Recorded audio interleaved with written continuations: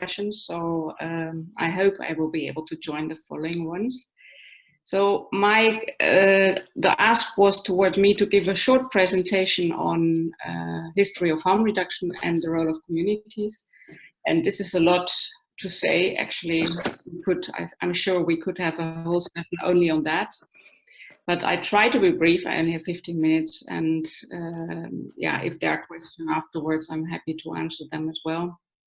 So before I forget, my name is Katrin Schiffer. I work at Correlation European Harm Reduction Network in Amsterdam. We are based in Amsterdam, and we are connected to the Regenboog Group, which is also having drop-in centers throughout the city and offering harm reduction services. So my presentation will, oh, that's weird. Okay. My presentation will focus shortly on the history of drug use and origins of harm reduction. And because it would be a huge topic, I try to focus on the Netherlands as an example. I will shortly address guiding principles and main approaches of harm reduction and look shortly into it, how these have changed throughout the time, then shortly address challenges and trends and conclusions. So about the history of drug use in the Netherlands. In the 60s in the Netherlands, there was an emerging drug use, mainly focusing on cannabis, LSD, and other psychotropic substances. And it was in the 70s when heroin entered the drug market. And this different groups of people were starting using heroin. These were young experimenters, but also socially disadvantaged groups, people with mental health problems, and also a large population of the people from former colonies in the Netherlands, the Suriname, and also the Antilles. And in 1976, the Netherlands introduced the liberal drug policy on cannabis. And I think this is an important point, because from that moment on, the Netherlands, and especially Amsterdam, has become very, popular among young people and among drug users all over the world. And it was the drug mecca of Amsterdam. And we saw a large number of drug users coming to Amsterdam and the rest of the Netherlands, also Rotterdam and other cities, mainly from Germany, Belgium, and France. And in '85, we see a huge the peaking of the heroin epidemic. And just to give an impression, there were about 25,000 problematic drug users in the Netherlands. And this is a huge number, especially if you compare it to now, when we see that there are actually no new users coming to this, except probably users from outside the Netherlands. So there were, of these 25,000, we had 9,000 users in Amsterdam, of which, again, 3,000 came from neighboring countries. And this is an interesting thing. These were lots of Germans in Amsterdam especially, and they came to Amsterdam because it was a very liberal city and everyone thought it is good to live in Amsterdam, but also because they partly had big problems in their own country. So, for example, criminal problems, they had to go to jail, and this was a really problematic situation in Amsterdam at that point. There were large numbers of people compared to now who injected drugs. It is interesting to see that in the Netherlands, especially among the ethnic minorities, the number of injecting drug use was relatively low. But among, for example, the Germans, this was very, very high. The numbers was about 70%. So you can imagine that the risks for this group were much higher in terms of overdose, but also in terms of diseases like HIV/AIDS, later on hepatitis B and hepatitis E. Another interesting thing, what happened so in the beginning of the 90s was the entry of coke or crack which again changed the drug using patterns and also the situation of users and how they lived. So just to give you an idea, the main health concerns were overdoses, hepatitis B at that time. Now we see much more hepatitis C, and HIV/AIDS. And just in 1980, there were 26% of injecting users were infected with HIV/AIDS. And for sure, all the other health-related problems due to injecting or drug or smoking. Looking to the characteristics of this time was there were open drug scenes. You could see certain parts of the city where there were lots of users, there were lots of dealers, there were things going on, and there came as well a heated debate about safety and security. Neighborhoods, people felt not safe anymore in their neighborhoods, and this led actually to a kind of multidisciplinary approach or consultation with the police, with the municipal health services, with social service providers, community members, and also neighborhoods. And this is actually how this balanced approach, how it is very often said in the Netherlands, but also in general, came up, focusing on the one hand on public health programs, on public health and on public order. And the very good examples are the needle exchange programs and the methadone programs, and later on, even the drug consumption rooms, where we saw that this was an initiative which actually was suggested by the police in Amsterdam, because they saw it doesn't make sense anymore to push people away from the street. One thing to focus, to shortly address as well, the role of community, of drug using community. Interesting is when harm reduction started, many of the harm reduction services started, this was very often in close contact and in partnership with community members, meaning that many services were set up in close cooperation with them, needle exchange programs and so on. And this is how, and services were more or less in partnership. I just wanted to show you a few pictures from that time. This is a map of Amsterdam at that time. It was painted by Peter Pontiac. He's a former drug user who unfortunately died of hepatitis C a few years ago.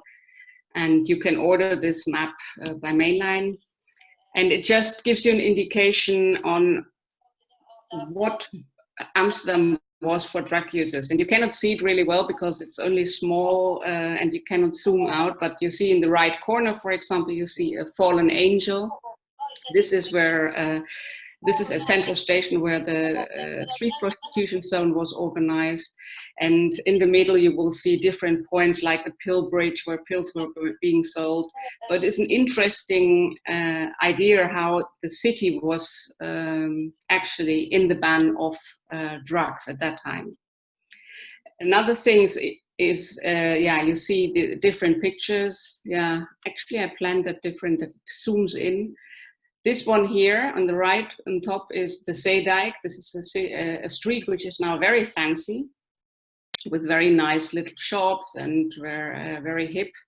But at that time it was a place where people were actually selling drugs, going there, and it's very close to the red light district where women were also selling sex. You see a lot of police around, and you see that the area is relatively deteriorated. And interesting as well is here in the left, where people are dancing. This is also where the rave scene, or actually the dance scene, started in the 80s. That people started also using more recreational ecstasy or speed at that time. So back to the more boring things after the pictures. So how is drug use now in the Netherlands? We see new trends, new drug trends. There is new psychoactive substances. We will hear later on more about this. And this also clearly shows that there has been a really shift from the more problematic to recreational drug use. And you also see that actually nowadays this typical group of people we worked in the 80s or in the 90s for is not there anymore. We do have for sure injecting drug users, but they are not the typical Dutch users. The Dutch drug policy is differentiated and tailored, and we do have a large diversity of services, needle syringe programs, opioid substitution treatment, heroin-assisted treatment, drug testing, party services, consumption rooms. There were a lot of effective peer programs, or they are still there in the recreational drug scenes, which also show that this is very well working.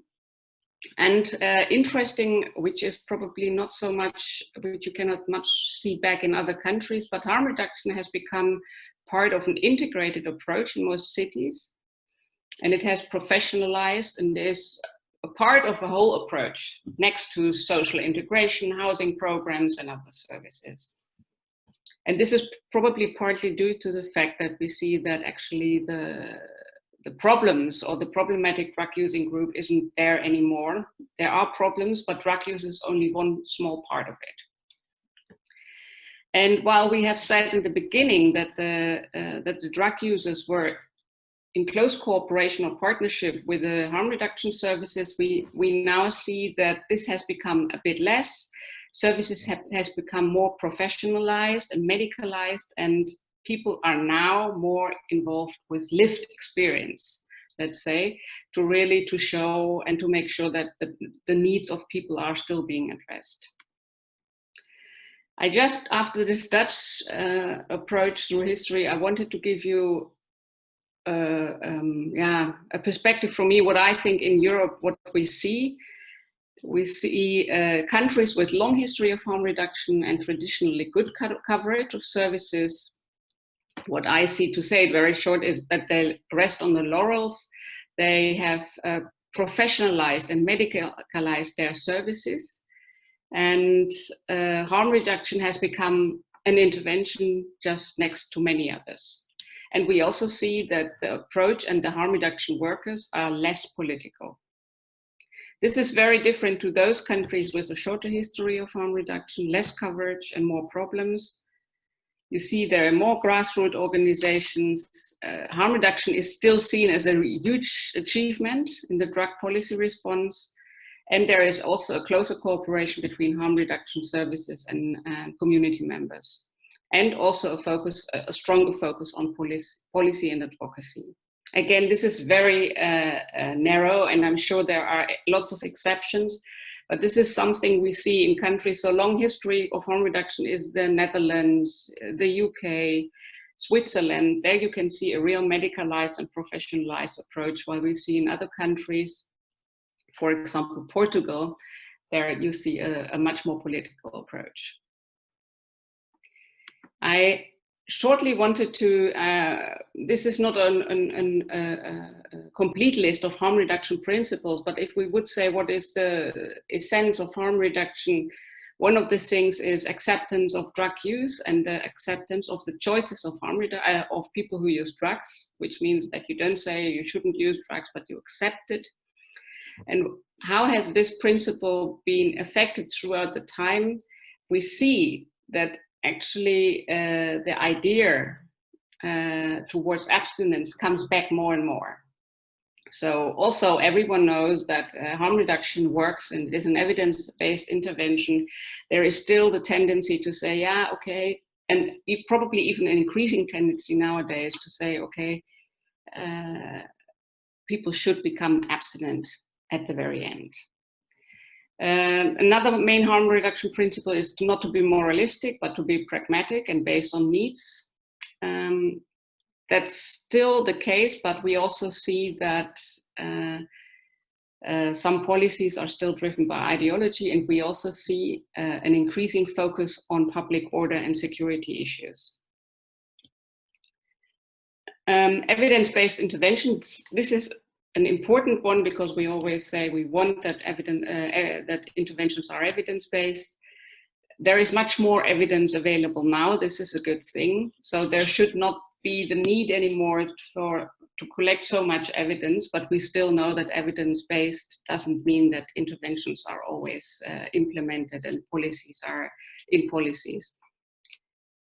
Again, I said this one about interventions are accessible and low threshold. We see that there is an increasing lack of funding in some countries. There is also a turn in some countries, for example, Hungary and Poland. We see that harm reduction is strongly under pressure, not even to talk about countries in Central Asia and Eastern Europe. We also see challenges in human rights and public health based, because this is the security focus and public order.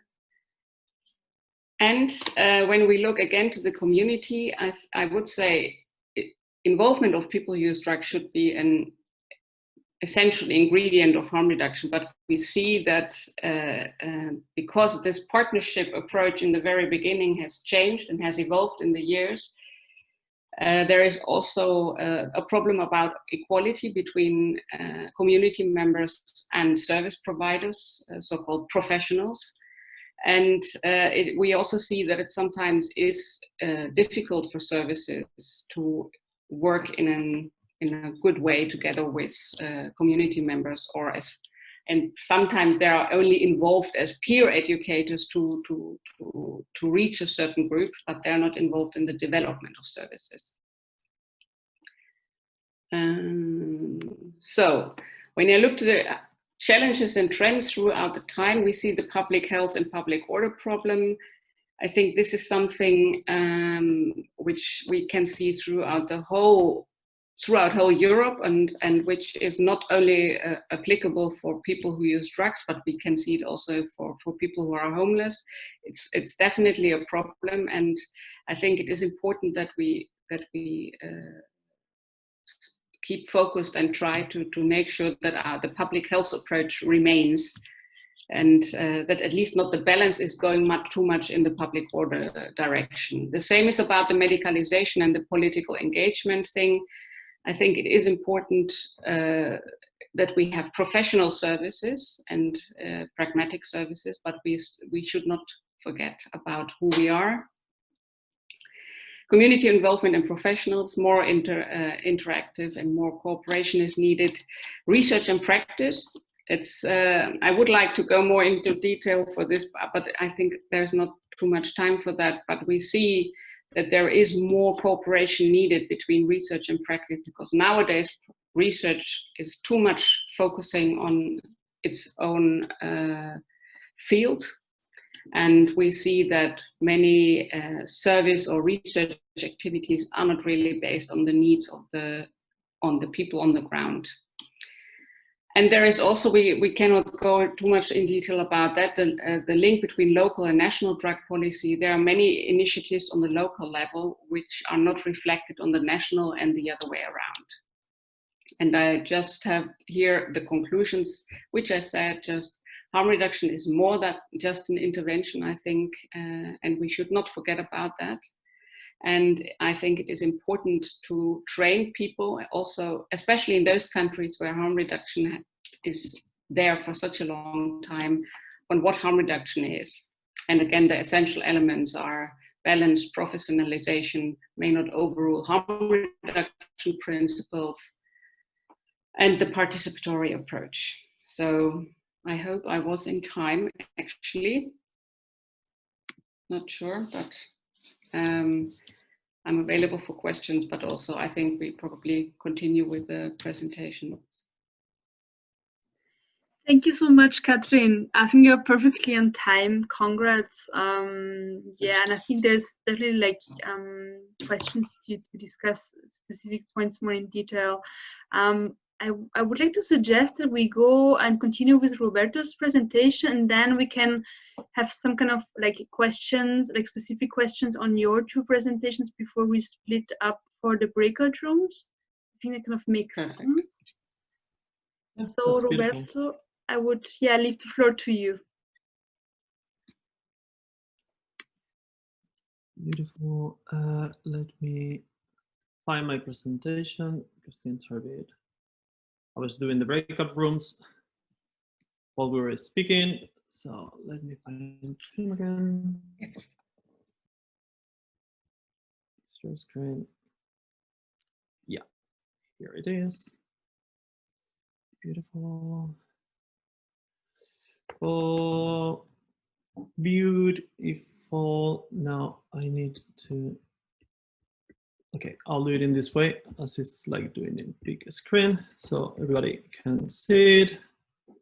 I'll keep it this way. So I'm going to take a bit some of the notions that Catherine has been explaining, and my goal with this tiny presentation is to start tracing some differences, but also like some similitudes between the concept of harm, risk, and vulnerability. And this is fundamental because if we start understanding that harm reduction is generally understood as a movement of practices and principles dedicated to reducing the harm of substance use on individuals and communities, if we depart from this, then suddenly we need to depend also on how we are understanding harm, or how harm is conceived or is prioritized, and where is harm located. And this idea of like the location of harm is going to be quite one of the points that I want to bring forward for you to consider if you're going to be starting implementing some harm reduction interventions, to see exactly what it is you're going to be tackling. Also because the idea of like harm has been like completely contextual in time. For example, before the harm reduction movement in the 80s, harm could be considered actually the dependence to substances themselves. And now nowadays, at least through the lens of harm reduction, we are seeing that dependence as such is not what harm is. And I'm going to be explaining a tiny bit of those things. I'm going to be building upon some of the ideas that Catherine has been putting forward in this idea of like harm reduction. I've been collecting some of these quotes from different understandings from Harm Reduction International, Harm Reduction Association, certain kind of like operationalization of what are the principles of harm reduction. And what I find like really beautiful about this idea is actually how they are like putting harm reduction in a double-folded way. On one hand is a set of practical strategies and ideas, and on the other hand is a movement for social justice. These principles that you are seeing in here, they are like kind of like suggesting a much more systemic analysis of the complexity of drug use and harm. And they also articulate a need to attend to the pre-existing social inequalities as a way of mitigating the vulnerability to drug-related harm. In this way, there is a bit of a shift in here. It's also like happening in the vocabulary, in the professional vocabulary that we're having nowadays, particularly in the current discourse, in which we are avoiding much more the commonly used term risk as a way of reaffirming or reframing what harm is located. Also, some of these definitions, also Catherine has been mentioning, actually are kind of like, through the lens of harm reduction, resisting a medicalization discourse that turns sometimes problems into more of a black and white issues in which symptoms can be diagnosed and can be cured. And also sometimes medicalization can become a bit of a unidirectional process that sometimes devaluates the agency and the experiences of the people that they are going through actually a system of care. In here, in this definition and through harm reduction, we see that drug use is a complex, multifaceted continuum of behaviors which cannot be treated with a one-size-fits-all strategy. In this way, we move ourselves from cure, we move ourselves into care. This is the double dimension that I was putting. Harm reduction is positioning itself in the in-between space between human rights and between public health. And as such, its principles are articulating a much more pragmatic and humanistic view of drug use that is attempting to minimize the harms associated with a compassionate and a culturally competent way. I'm going to go to the next one. What is a harm? And that's one of like the questions that actually we were putting forward. A drug-related harm can be very broadly defined as a negative consequence of drug use to an individual, to the immediate community, or to the larger society. And with this diagram, we are a bit seeing that actually harm is a notion that is applied on different levels. While this definition of drug-related harm is normally generally accepted, what is the inventory of the specific drug-related harms is normally a bit of a contested notion, and what is considered to be harmful will depend on the context, on the purpose of such a classification, and who is establishing it. And this is very crucial because sometimes we see that harms are identified through policymaking, sometimes harms are identified through the medical service, or sometimes harms actually they are not identified as such, or they are by the drug using community itself. So it's important to consider where does come the identification of harm. Harms sometimes can be outlined for the purpose of evaluating programs, for setting policy goals, or for individual theory. Commonly, At the individual level, for example, examples of drug-related harm could include like accidental overdose. And then sometimes we see definitions of harm related that they are brought to the level of homelessness or to the level of incarceration. However, looking at quite closely at these last two, homelessness and incarceration, we can start already opening up a bit of a debate as the location of the cause of this harm, where it is coming from exactly. The family, the social network, and the immediate community of a drug user can also be affected negatively by the drug use. We have seen examples, so we know that they are related of like theft within intrafamilial units, or also can incur of like activities that can be kind of like interfering with child-bearing responsibilities. And there has been interventions that has been designed to minimize the harms associated with drug use. These interventions, as we can see, can be targeting different levels of harm, or individual, on the community, on the social. For example, accessible treatment services may be established for injection drug users to treat injection site infections or bloodborne viruses infections or other kind of like health events.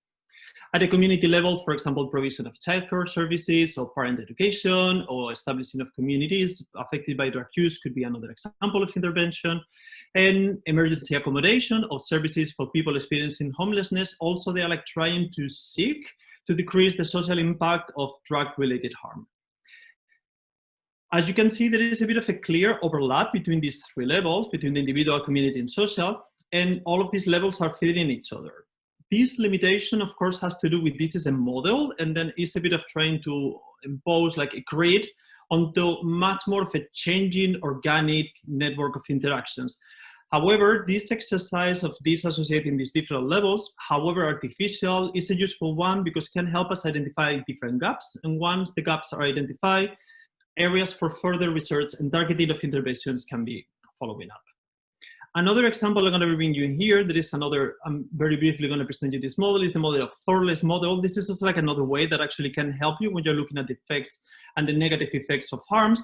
What this person was putting forward is an idea of like looking at the pattern of consumption instead of looking at levels. So we can have intoxication, which intoxication is responding much more about like the consumption of drug in one single location. And then in there we can be looking at effects or harmful effects that can be like accidents, aggression, violence, suicide, overdose, drunk driving. There is like a whole series. You can be consulting this model. I'll put it in the drive for you to look. Regular use has to do with actually a pattern of consumption that happens more often than just like on an occasional way, in which different kind of medical and health problems can start to rise. We can move ourselves already into questions of withdrawal, family problems, relationship problems, or the series of economical problems. And then we move ourselves into dependence, in which in there is another series of like much more serious medical and health problems. For example, in an injecting drug user that has been injecting all their life could develop problems with the veins, different kind of abscesses, different problems of social isolation or of loss of control. Once more, like these models are offering us like different entry points into analyzing and understanding and creating these artificialities that can support guiding and orienting some of the interventions we are doing. Now, this is what it has to do with harm, but what is a risk? Risk, in a very general sense, is the likelihood of a harmful consequence as a result of drug use. It's a question of almost like probabilities or potentialities for something to happen, for a harm to happen. To design interventions, the harm reduction movement has been looking beyond the harm and then trying to minimize the risk of developing harmful outcomes. However, like the debate about the concept of risk is not only something that is unique to the concept of harm reduction. Actually, within the sociocultural and the political context, risk has been quite of a topic of investigation for more than 20, 30 years. Also, the notion of risk itself.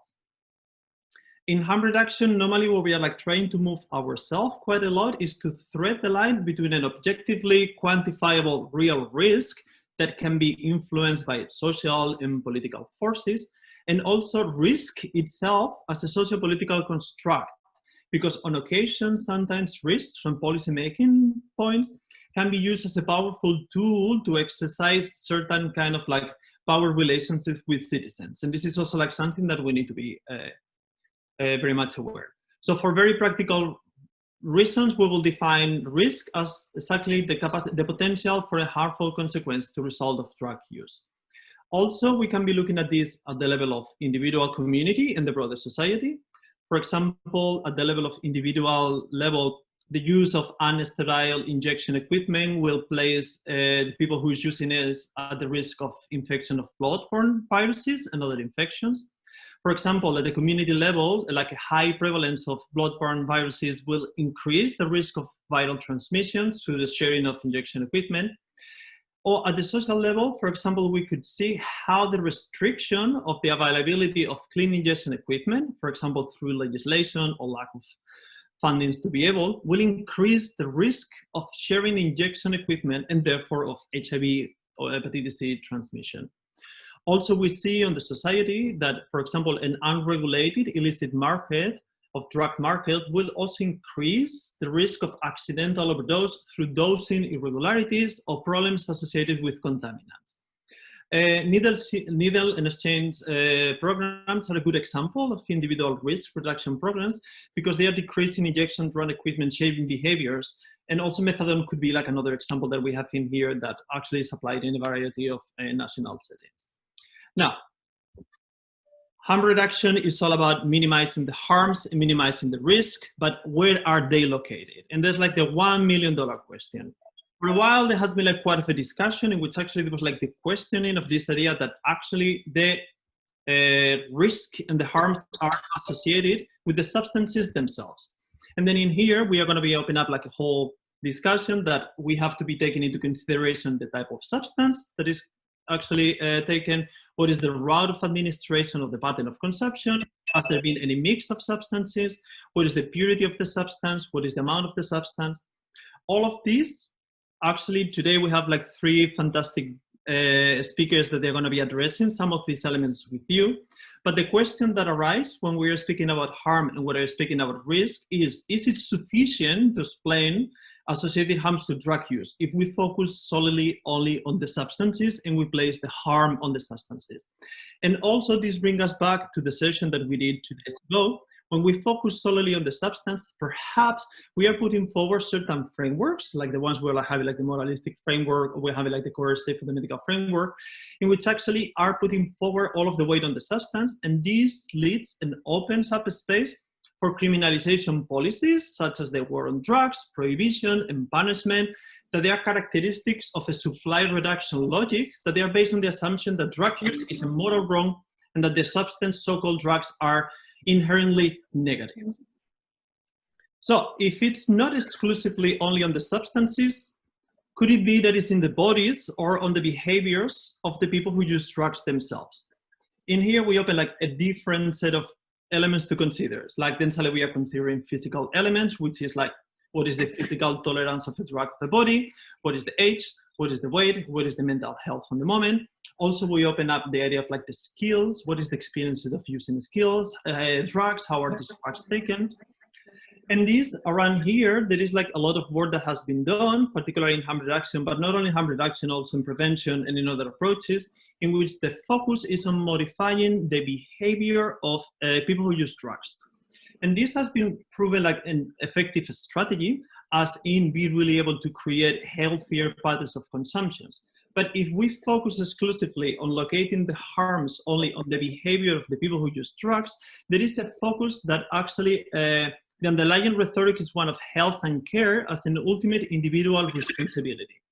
And then in here, we have a risk, because harm reduction within the public health can risk being reduced to a strategy with which to manage risky behaviors and not necessarily address the structural causes of many negative health outcomes of these behaviors.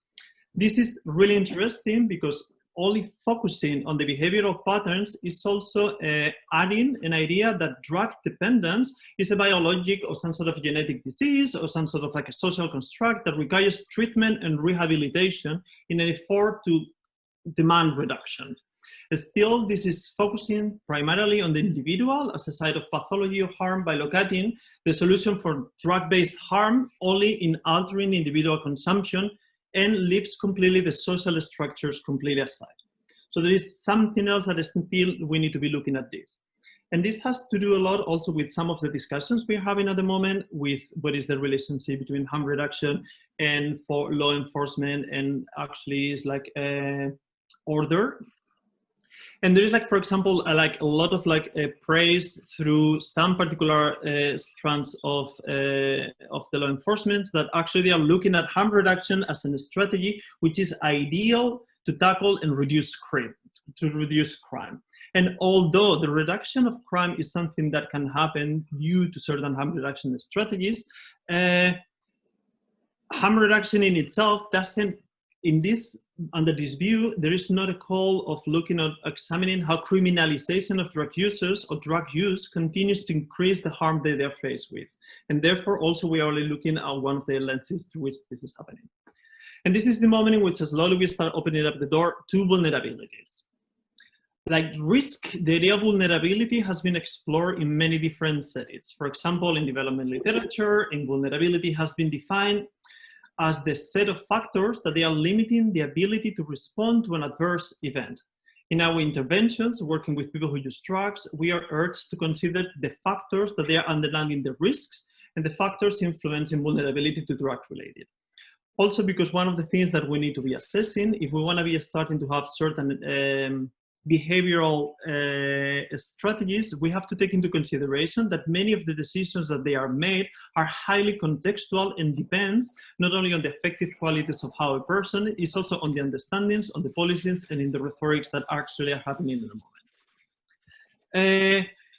As I was saying, vulnerability can be defined as the predisposition to the risk of drug-related harms, and then this is also incorporating the complex underlying factors that they are promoting harmful outcomes as a result of drug use, and they are limiting the attempts to modify drug use to make harmful outcomes less likely. In this way, they are also constraining choices, they are limiting agency, and vulnerability factors are arising out and reinforced by past and present social contexts and experiences. Risk and vulnerability are completely interlinked. We cannot understand or describe one with the other. The only thing is that vulnerability is determining the risk, although it is not the same. Changes in vulnerability will determine changes in risk. For example, societal levels or structural levels mediating vulnerability to drug-related harms are relevant in here. It's important, for example, to consider in here that these levels are interacting with each other, the ones of harm, risk, and vulnerability. For example, vulnerability factors such as racism or unemployment may be one of the factors underlying the engagement of a group of, for example, people in the illicit drug market, or sharing injection equipment, or subsequently showing high prevalence of HIV infection. Also, alternatively, stigmatization of drug users may be one of the reasons why a group of drug users is failing to call for emergency medical assistance, resulting in a fatal accident overdose. Sometimes homelessness is put forward as one of the causes that is increasing individual risk. However, in here and through this lens, we can be reframed in homelessness, also reinterpreted as a failure of social welfare mechanisms, of care mechanisms, and therefore as a reflection of a societal level vulnerability factor. Clearly, at each point, there's like different influences. So I'm going to close it up with a couple of conclusions. When we are looking at harm, risk, and vulnerability, we have to be looking at drug use as a situative practice that is inviting us to consider the contextual relationships in which it's taking place, as well as the different modes of embodiment, social relationships, positions, spaces, rhetorics, policies, and practices. It's this big compound.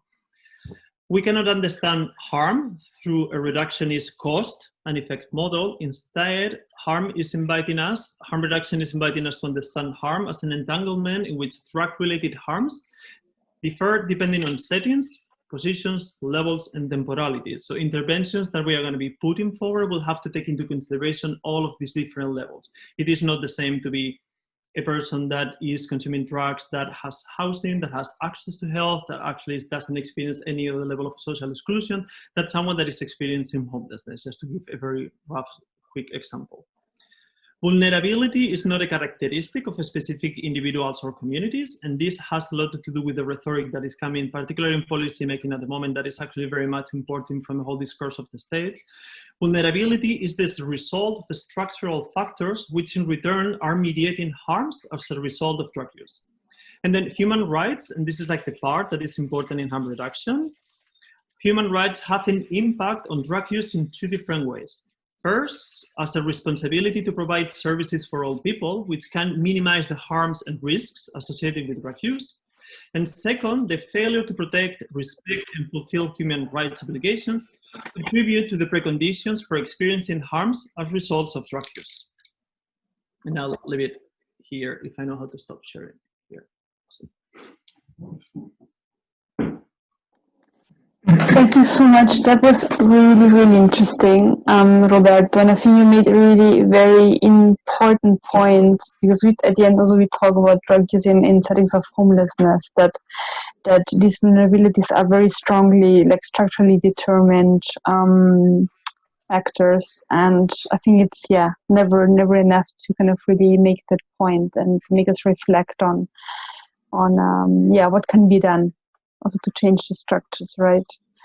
I'd like to open the floor for some very specific questions or very specific comments. I think the breakout rooms give a lot of space also to dive more into detail and really more into action and discussion. So I think for the moment, my request to you would be to just share very specific questions on Roberto's and Katrin's presentations, or very, very specific inputs, but short ones. Perfect. Please feel free to go ahead and share your question. You can also use the chat if you prefer.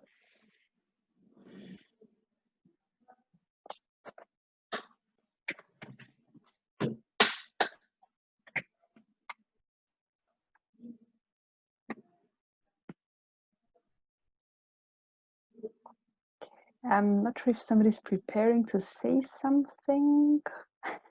No, okay. And otherwise, we can go break it into rooms, and probably in the smaller discussions, some of these things that they are going to be coming up. I have divided people in breakout rooms. There's a few people who didn't register for the breakout rooms, so unfortunately, I was not able. Oh, there's a question actually from Henrik. Katrin, why the focus has changed towards abstinence? Yeah, it's a good question, Henrik. I see it. I don't say, I mean, this is more a kind of trend watching. I don't say that there is a general, but what we see is, while in the previous years, also in years where in countries where harm reduction is very stable, that now suddenly there is a more logical call towards abstinence, and much more, and that the idea of accepting the choice of people who use drugs, to say, I'm using drugs, or I'm selling sex, or I'm choosing for a certain lifestyle, which probably doesn't seem to be nice for you or good for you, but it is my choice.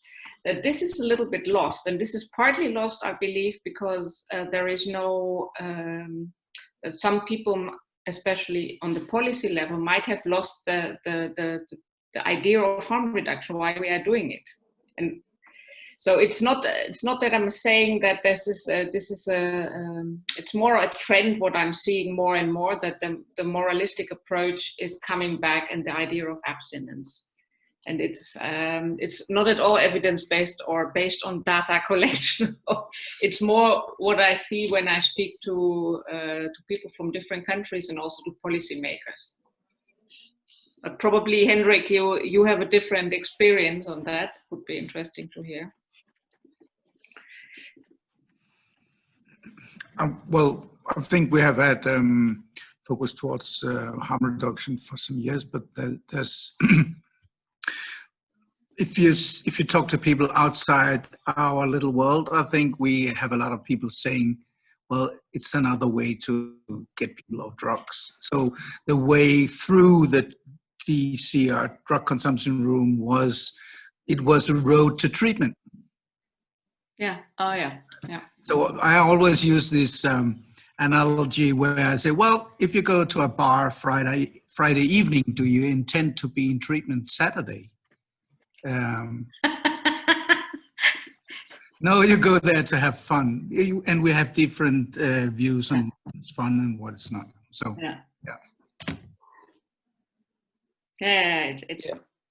it's If I may also add just a word about this, what I see in Hungary, for example, and Katrin also mentioned that we have a real tough decline of harm reduction programs here, and the major programs closed, and the funding was really cut. And what I could see is that, in a way, for harm reduction programs, it was a strategy to package harm reduction into an abstinence or reframe it in a recovery kind of way so that they can still get their funding and stuff. So they change the words, but they keep doing needle exchange, but that's not what they keep talking about. And I was always debating them, you know, from outside that you shouldn't do this, but I think I was, you know, I was not doing the programs, but they were doing them. And this is how they could maintain it, now that they call it.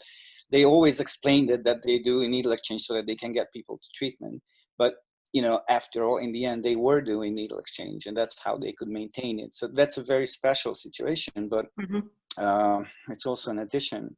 And I also would like to just add something or recommend something. So Katrin was talking about harm reduction story in the Netherlands, and I just want to recommend the viewers and the participants here 2 videos that we did, which are exactly about this topic. And the first one is we did a 10-episode series about the history of the user movement around the world, so the drug user movement. And the first episode is exactly about the Netherlands, and it features Theo van Dam, and also it's about Belgium and France. But that's also, there are a lot of pictures there. And it's a quite interesting perspective, the same story from the user perspective. So that's the first episode in this series. So I will copy that in our chat window. And the other film is, Katrin also mentioned peer involvement, and we also did recently a film about peer work, and also we took the Netherlands as an example and Belgium. So I will copy these here, and for future you can watch it if you're interested. That's what I wanted to add. And we will definitely also put it into the resources section. We will share with everybody. Thanks so much, Istvan. Thank you. If I might ask a quick question, if I may, to both of you actually. In terms of the Irish context of harm reduction, what tends to be apparent, at present at least, is that harm reduction is being modelled as a form of social control. So rather than acknowledging the inherent structural power imbalance between people who use drugs and the perceptions of normalcy in society as a whole, it's being used as a way of shoehorning people into a more acceptable position and more palatable position. Would either of you be able to comment in terms of how to kind of progress things forward and progress the rhetoric forward towards these more essentially pure forms of harm reduction that actually enshrine social change that aren't necessarily about conformity? Was that a question, Scott? Yeah, so the question being that how do you move forward? How have your organizations historically moved forward from social control towards changing to a more pure version of harm reduction that actually is less about social control and more about actually social change? I think that it is always essential, and this is why such a travel through time sometimes is very important also on the national level. So I would say for each of you who is in his country, it's important to look back and see how have things changed throughout the time in the past 40 years. And because this explains very well the origins of harm reduction in your country. And just like you said, I mean, in the Netherlands, harm reduction has always been very closely connected to public order. And it was suggested by the police, and there was a balanced way. And still, there is this pragmatic approach in principle. And I would believe that in the Netherlands, it has worked for as long as this balance is at least maintained. What I fear now is, and this is exactly what you are probably meaning when you say, if the balance comes up to the more public order approach, I believe we need to argue in the way, then harm reduction is no longer effective. Because the whole idea of the whole evidence, which is actually that you are based on the needs of the people, that it is a public health approach, that it is human rights based, that it is very much participatory. If you all leave that out, then it's no longer effective, and then it's just part of all the other interventions you are doing, and which might catch a small number of people. But in principle, you are losing, and this is why these principles are so important not to forget. and to always repeat them, like although it might be boring, this is if you only focus on public order, or this is the main approach, it will not be effective. And I think this is the only way you can probably respond to it in a diplomatic way. Yeah, and there is a tendency in there, which also, like, I totally get your point, and there's like a lot of discourses, like to what extent some of the practices are actually allied to way of like controlling, removing people from public space, actually to what extent harm reduction is complicit to some of these dilemmas.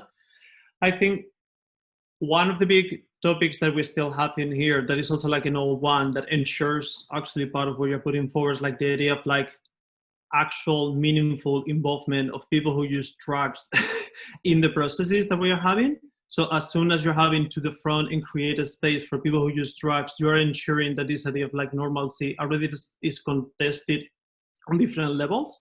And it's also not a question of representativity, but actually designing services that works. So that's one of the things that still keeps being a challenge.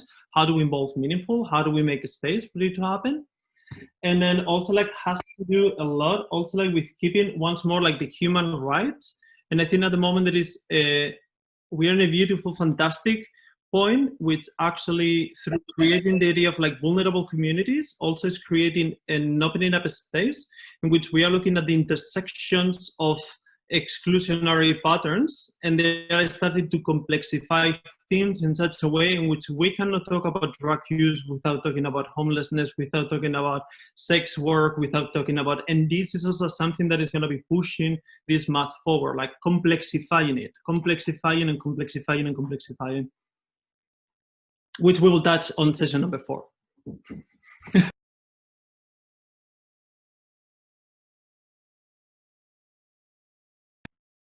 So I'm very much aware of time. I'm going to be breaking up the rooms. Everybody has already a room assigned. So in a moment, for those which are not very Zoom savvy, you're going to get a beautiful message that says, you are invited to join the cocaine and heroin room.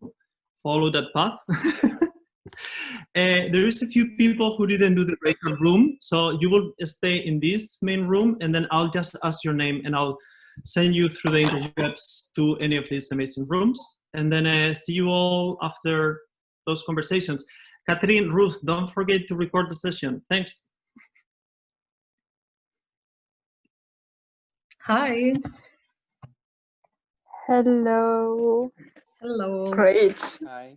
Yeah, I I was guess let's wait for more people. Everybody's joining. Cool. So let's wait a few more minutes. Or maybe that's it. I'm not sure how many people were assigned.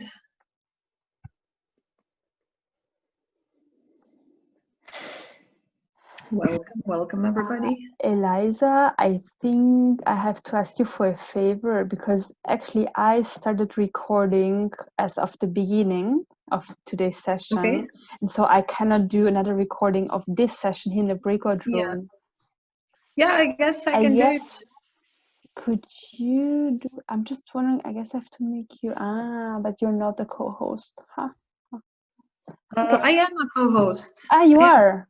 Right, yeah, and I do have a... Then you can, right? That's, yeah, thank you so much. That's perfect. Shall we start, or shall we wait a little bit more? Not sure how many people should join us into the session. Yeah, but I guess, I mean, you know, people saw in the program that kind of in the second half we will be in the breakout rooms. We are 11. And I think Roberto told me we're going to be 20.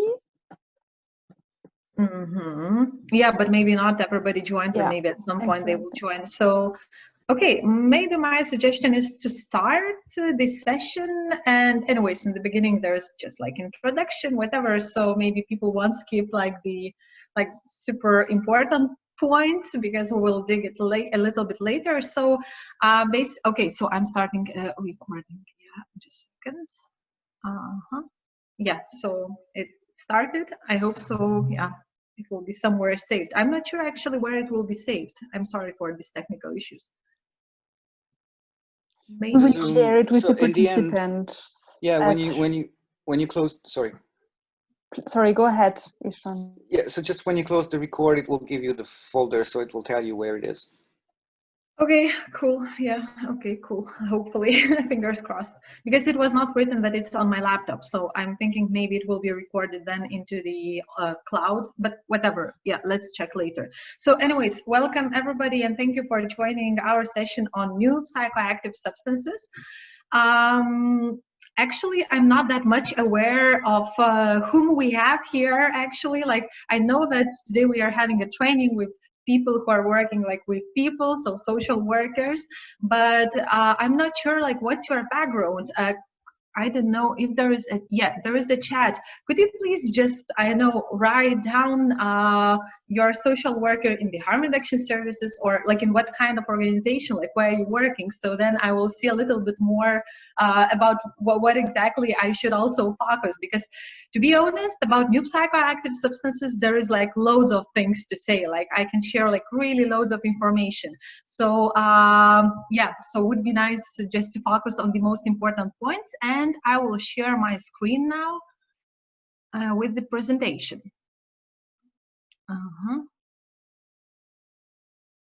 Okay, can you see the presentation? Okay, it works, right? Not from the beginning. Okay, so yeah, so our session is about new psychoactive substances and their use and risks related to it. So of course, in the beginning, we should define like what is a new psychoactive substance. So I tried to dig into the definitions which exist now nowadays in different documents, regulations, whatever. So there are two actually main definitions on which probably we all should focus. So it's UNODC, United Nations Office on Drug Crimes, and EMCDDA, so it's a drug monitoring organization in Europe. And both of these organizations, they're actually giving like totally the same definition. First of all, that new psychoactive substances are substances which are not controlled by two narcotic drug and psychotropic substances conventions. And second criteria for to define a new psychoactive substances is basically that they may pose a public health threat. And as you see, it's like almost same definitions. Another very interesting definition, which I want really to put here, because it's also a very, it's like a very interesting definition, which can raise loads of questions, is taken from Lancet journal, from the colleagues who wrote an interesting article about new psychoactive substances, where they define NPS as drugs which are available or used from the early to middle 2000s and for their psychoactive properties.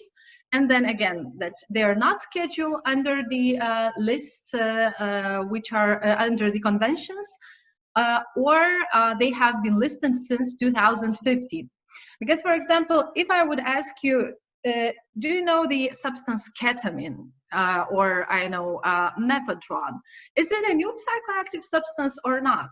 And actually, when so I know maybe somebody of you can even answer now. So, do you think is it a new psychoactive substance, ketamine or methadone? What's your opinion, guys?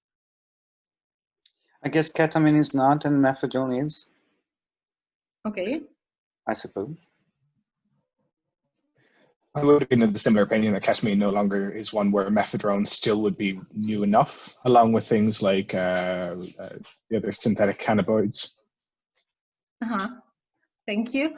Yeah, so basically, yeah, I would say actually the same. But then when you are checking the list, it appears that methadone exists there already, you know, like it's not anymore a new psychoactive substance because it's included in the convention lists, and basically it's not anymore a new psychoactive substance. However, as I told you, it's a very, very debatable question, because when I was doing a research in 8 countries in Eastern Europe and Central Asia region about new psychoactive substances, and when I was asking people, could you please tell what substances, what new psychoactive substances do you use? They were telling me also like methadone, MDPV, methylone, fentanyl, carfentanil, and it's all right. But also they were, for example, telling calling MDMA, LSD, and I was like, but it's a not new psychoactive substance. It's like definitely not new one. And they were saying, but why not? It's a new one. It just appeared in our drug market now. We never had it before in our like, I know, Kazakhstan or Kyrgyzstan drug markets. It just appeared now. So can we count it as a new psychoactive substance? So by the definitions, by these, let's say, like legal definitions, which are created by the, the CMCDDA, MDMA and LSD, they are not new psychoactive substances. However, it's still a very good question, like, to discuss. But if it's appearing in the market, if it never existed in that country, maybe people can count it as a new psychoactive substance. So that's just a debatable question, which we can discuss like loads of on it. And here I wanted to show from the MCDDA report the prevalence, actually, like how many new psychoactive substances appearing each year in Europe. It's only in Europe, actually. So here in this graphic, you can see number and categories of NPS reported to the EU early warning system for the first time. So basically, you see that the peak was in 2014, when each year, so annually, there were more than 100 NPS reported by member states and neighborhood states as well. And of course, now it's like lowering, it's less and less new psychoactive substances are created, identified in the Europe. But as you see from the colors, the prevalence is most in catenons and cannabinoids categories. And we will dig a little bit more, like what is catenons, what is cannabinoids, and why they are so popular in our region. This graphic is showing number and categories of substances detected each year, but following the first detection. So it's just showing like how many substances per year were detected through all the countries, but it's like not a newly detected substance, but maybe it was detected I know 3 years ago, and now again it appeared. So how much? So as you see, each year, like last few years, it was more than 400 new psychoactive substances detected and monitored for the early warning system in the in the European countries. Speaking about NPS, there are different actually categorizations and divisions. Like, I mean, so some people are saying that there are only, they call it synthetic cannabinoids, synthetic catenons, and synthetic opioids. Some are giving even more different categories. And here I put into 4 different categories, but then there are even inside subcategories, because there is like loads of different substances, and they have different forms and effects and harms and risks as well. So first is the synthetic cannabinoids group, which we will discuss. Then stimulants or synthetic catenons, so-called. Then hallucinogens, so dissociatives and classic hallucinogens, 2 subgroups. And depressants, including opioids and benzodiazepines. So first group is synthetic cannabinoids. I think so that yeah, if you are working with people who use drugs, I'm sure that maybe, I know, 3, 4, or 5 years ago, you definitely heard about spices, black mamba, K2, or even maybe, I know, people were showing you the pictures, as you see here in the right corner. There is like a picture of how this drug looks like. So basically, it's a plant. It's like a herbs, but these herbs they are sprayed usually with some synthetic cannabinoids. Sometimes there are cannabis which is sprayed with these synthetics, some synthetic liquids, and sometimes there is just random plants, random herbs just taken and sprayed with synthetics. So people usually smoke it. Sometimes there could be ingestion of pills or powders, like crashing, and then there is like a powder, or vaping. So vaping is also quite very popular among young people. And when young people also are going to these smart shops, which are selling these, I know, colorful packages with beautiful pictures, and it's sold as not for human consumption usually. It's written like this, like, or like here you can see research use only, not intended or approved for human or veterinary use. But they say that you can vaporize and you can just smoke it, and yeah, it's just like a good, nice smoking thing. But no, it's not. It is a drug. It is a drug which affects your body, which affects your brain. And here I tried to put the main clinical events, because there could be different clinical events, so harms and risks related with use of synthetic cannabinoids.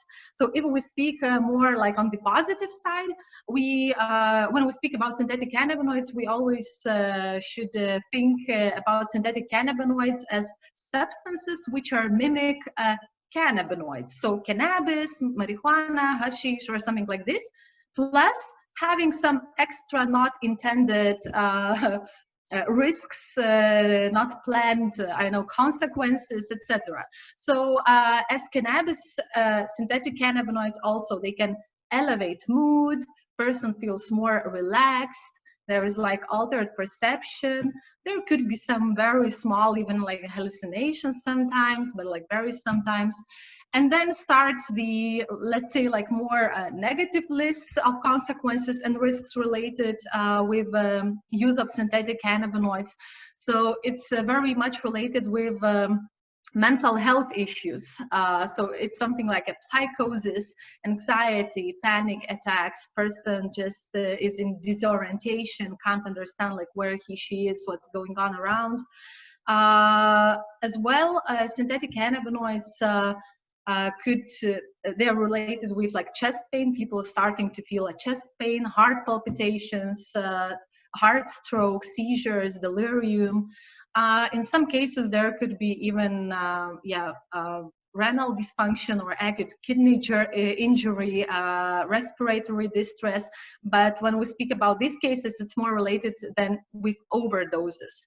So yes, overdoses, they exist. It's just different overdoses from these, let's say, classical substances. Because if, for example, for the opioids overdose, we know that there is like an naloxone, right, which can save people health. We will speak later a little bit about it. Then here we don't know like what is the symptomatic of overdose from cannabinoids, like what's going on. And usually people think that you should just need to feel bad, you know, like something should not function in your body, and that's the overdose, but not necessarily. With NPS, the overdose can be both related with your physical condition, like how your body feels like, you know, functions, and also with mental health state, you know, because if you're starting to be paranoid, if you are,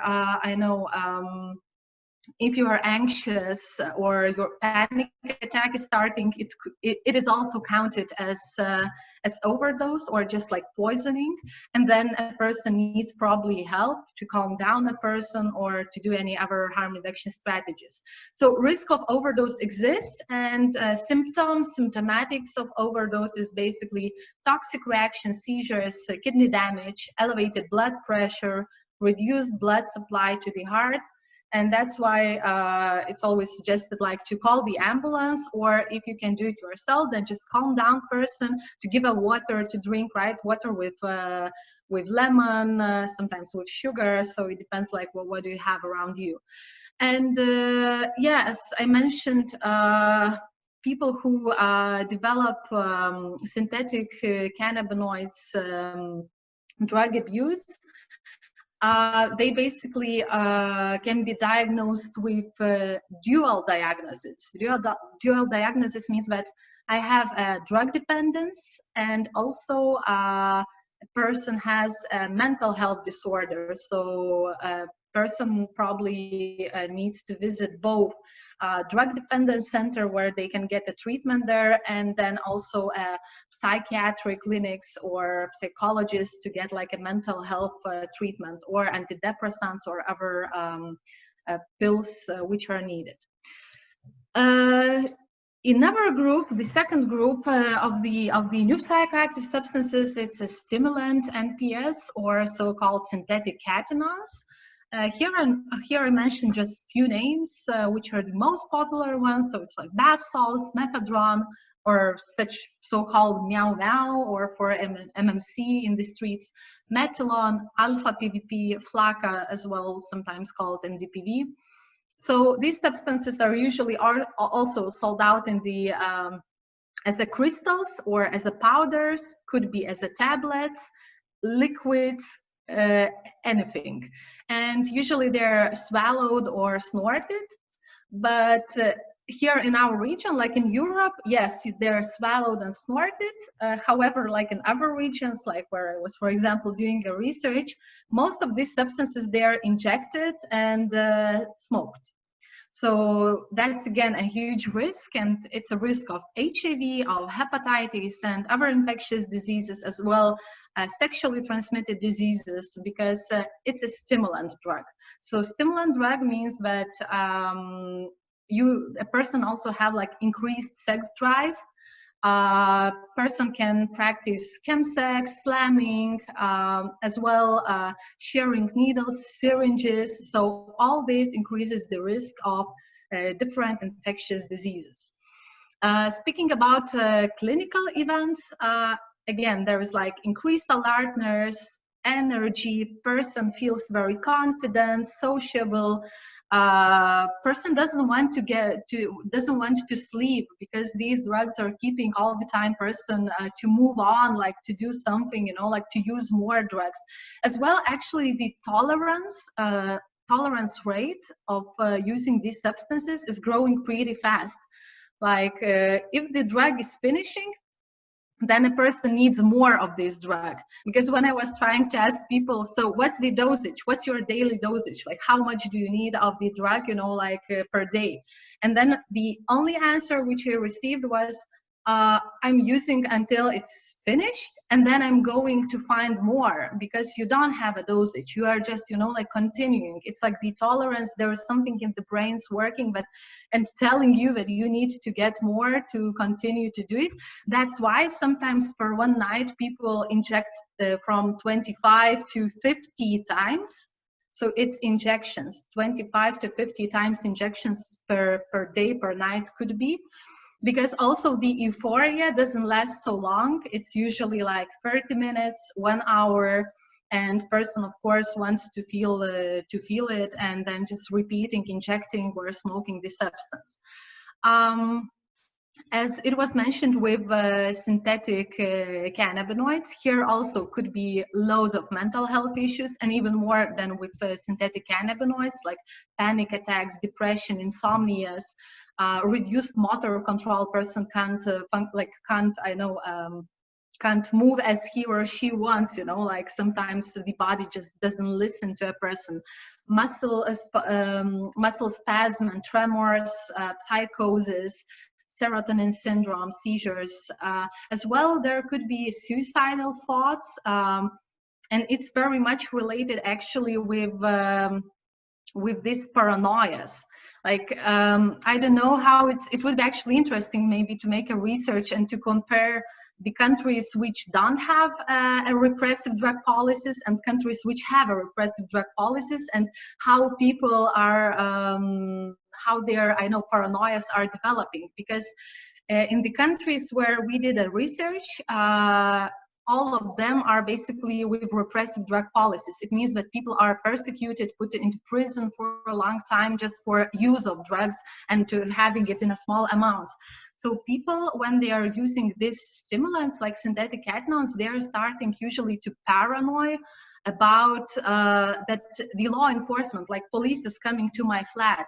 Then they're starting to hide to do something because they imagine that something is coming to their flat. And sometimes just because of that kind of thoughts, people jump through the window or do some, like suicidal attempts or thoughts, and it's happening. It's like documented cases and it could happen. So basically, people maybe don't have the intention to make a suicide, but the paranoia just kind of pushes and helps person just to make such a decision, and person just makes it. And here as well, dual diagnosis almost always are prevalent, so drug dependence and then psychiatric, so related with mental health disorders. Another group is hallucinogen NPS, maybe more popular and known in Europe, in the party settings among young people. So here I also divided into two main types: dissociatives, so basically methoxetamine or MCAT, Mexi, MEV-O, and they are mimicking substances like ketamine, so like a classical ketamine. And another group is classic hallucinogens, so it's 2C drugs, so 2CB, 2CC, 2CD drugs, NBOM drugs. And they are mimicking classical hallucinogens such as LSD, psilocybin, and other hallucinogens. So they also can be in powder, in liquid, in tablets, in a blot, which you swallow, put under your tongue or on tongue or whatever. And they could be also smoked. Some people are smoking it. Clinical events are euphoric, empathetic, altered consciousness, love, delirium, hallucinations. And then when we speak about these NPS hallucinogens, in loads of cases also happens such called bad trips. So bad trip is like when something is wrong in your trip, in your like how do you feel, and basically then some negative thoughts are coming into your mind, and then you are starting to develop like anxiety, paranoia, like there's agitation, nausea, vomiting, I know, frightening perceptions as well. Person is feeling fear, then there is troubling thoughts or feeling, dizziness, weakness, and blurred vision could be as well. I chosen as an example for the overdoses NBOM because there was at some point in Europe like loads of overdoses from NBOM. The symptoms could be like intense confusion, severe agitation, seizures, kidney failure, nausea, vomiting, rapid heart rate, rapid or difficulty breathing. However, people who use these old drugs, like experiment with these drugs, they know that, for example, with NBOM, like if you feel the taste of iron, then basically take out that blot or take out that, I know, tablet or whatever you have, because it means that there is the NBOM. So to recognize and understand, like, is it the NBOM? It's just like enough, kind of to taste this substance, because in most of the cases it has some, like metal iron, like feeling inside it. And the last category of the substances, and then I would like to discuss with you your questions and just like your experiences, like what do you know about it? It's central nervous system depressants, depressant NPS. So again, there are two categories. One is opioids, such as fentanyl, carfentanil, now coming into actually European market, very known in Canada, in USA. And benzodiazepines, etizolam, phenazepam. So these are even like pharmaceutical drugs, sometimes prescribed by doctors in some of the countries, and but they are still the drugs. And you can see here the picture in the right corner, like the upper picture, heroin, fentanyl, carfentanil. So here is just like a comparison of the substances, of the dosages. So basically heroin dosage, like which is in the bottle, and then there is like a fentanyl dosage. So it's like all the dosages are equal. So you can see how potent is a fentanyl and even carfentanil. Carfentanil actually is a tranquilizer, and it is still used in the veterinary context. So for example, the small dosage of carfentanil can be given to the elephant. So elephant is like a huge animal, like loads of tons, for the pain release and whatever. So for elephants, and nowadays people are using very similar dosages, and they're risking basically their lives, you know, because if a small dosage of carfentanil can kind of, you know, kill the elephant, then how come people are still alive? So it's again about growing rate of tolerance, because people also not starting from the big dosages, but anyways, like step by step, they're growing a tolerance rate, and then they can really hardcore with these drugs. And fentanyl is actually it's the drug which is kind of a pain reliever. So it's prescribed by doctors nowadays for chronic pain usually. And we can find it as a tablets. We can find it also as a skin patches, which you just like put on the skin, and then you just like your pain goes out. Yeah, so they can be used by injecting. It could be smoked, it could be swallowed as well, and put as a skin patch. Skin patches are a very interesting part. About skin patches, I must say that it's interesting when we speak about prison culture, because to smuggle drugs into the prison is pretty hard. And now loads of skin patches, like fentanyl skin patches, they're smuggled into prisons because they look just like, you know, like just a skin patch. Nobody knows it's like a medication or something. It just looks like a basic thing. And then in the prisons, like people are sharing it, like cutting into small pieces.